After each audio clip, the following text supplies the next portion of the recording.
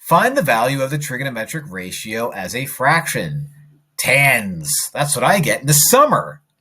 What we have here is we have a right triangle. All three sides are given. 90 is given. Nothing else, though. No other angles. But we are being asked to find the tangent of angle Z.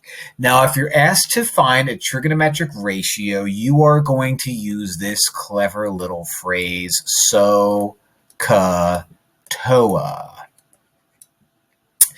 Now, what this does is this tells you, listen, if you're trying to find sine, you're going to use this one. If you're trying to find cosine, you're going to use this one. If you're trying to find tangent, you're going to use this one. We're trying to find tangent, so we're going to use this one.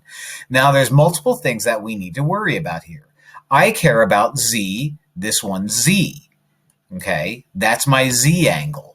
Now, what TOA stands for is the tangent of whatever angle you are trying to find has to equal O and A. What is O and A? O stands for opposite, and you always put it over the other letter, which is adjacent.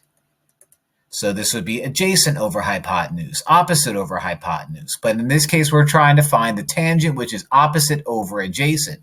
So if you're like, well, what's opposite over adjacent? Well, we compare the opposite side and the adjacent side to Z.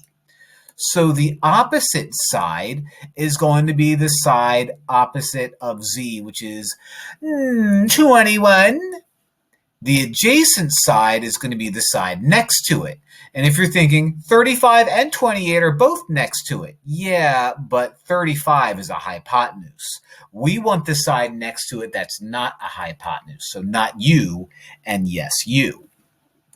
So the way we set this up now is we say, all right, tan Z is going to equal the opposite side, which was 21, over the adjacent side, which was 28.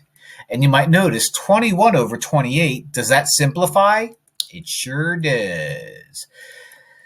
28, 21, divide them both by 7, 3/4.